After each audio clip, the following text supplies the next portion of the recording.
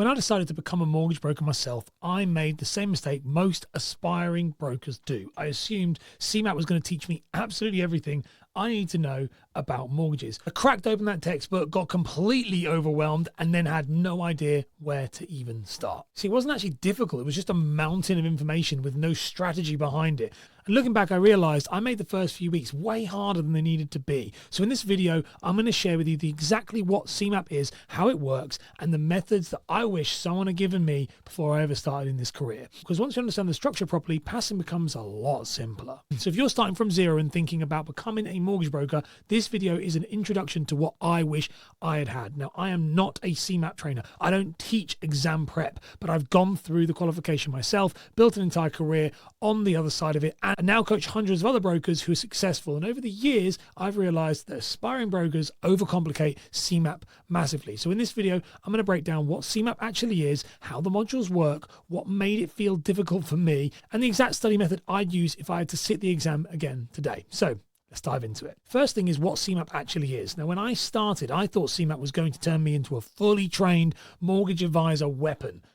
Absolutely doesn't do that, by the way. I remember reading module 1 and thinking, why am I learning about the history of financial regulation when all I want to be doing is helping somebody buy a house? And that's when it clicked. CeMAP isn't a job training course, it's a compliance qualification.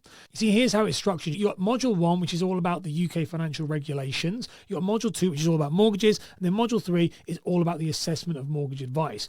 Nearly all of it is multiple choice, all focused on understanding principles rather than memorizing facts. Again, this stuff changes year on year, but it's all relatively the same. Now, once I stopped expecting that CeMAP was going to teach me the entire job, everything became so much easier. The job learning comes after. CeMAP just proves you actually know the rules of the game. So how difficult does it feel? Well, CeMAP isn't hard in terms of content. The challenge is actually in the volume, the amount of content that is given. See, when I first opened the textbooks, I'm going to be honest with you, I closed it again. I'm dyslexic, so it looked like a university degree to me. But once I stepped back and started breaking it into manageable sections, it stopped feeling impossible.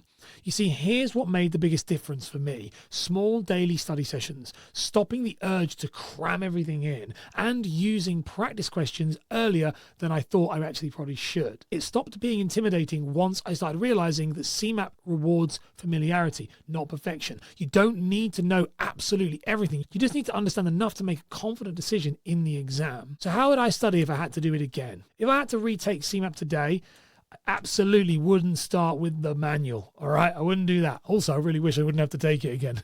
I wasted so much time trying to memorize everything line by line. It wasn't actually until I listened to a simple breakdown audiobook that the whole thing started to make sense. Suddenly, the textbooks weren't overwhelming. It was just filling in the gaps. So here's the method that I'd use right now. So stage 1 is I would overview first. So get the big picture from videos and summaries and condensed notes that are out there. I wouldn't dive straight into that manual because that would overwhelm me. Then I do stage 2 where I'd add detail. I'd use the textbooks once the concepts make sense to me, and then I'd layer the knowledge rather than taking it all in at once. And then I'd do stage 3. So I'd practice the exam questions because the CeMAP question style is pretty unique, and understanding how they ask questions, honestly, it's half the battle. You see, if I'd done it this way from the start, I would have passed faster with far less stress, and if I'd like to admit it, I probably would have passed first time, which I didn't, sadly. I passed the second time. Now, how long did it take and what happens after that? Well, people obsess over how long CeMAP takes. It really comes down to life and routine. I was actually working full-time as a mortgage advisor or a trainee mortgage advisor, so I chipped away at it slowly during that. Some days I would spend hours on it, other days maybe not as much if I was shadowing other people. But there was no perfect routine, it was just about consistency. You see, if you're studying part-time, expect around 2 to 3 months. If you're full-time, you probably do it in 4 to 6 weeks, which is what we did.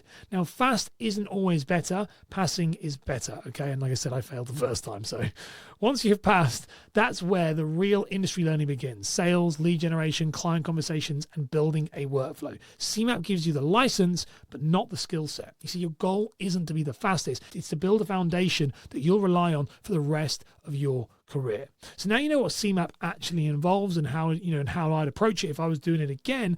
The next logical step is to look at what the mortgage career actually is. So if you want to check out this big deep dive video I have, which is a big deep dive into what to expect once you've kind of passed CeMAP and building your career from there. So check it out.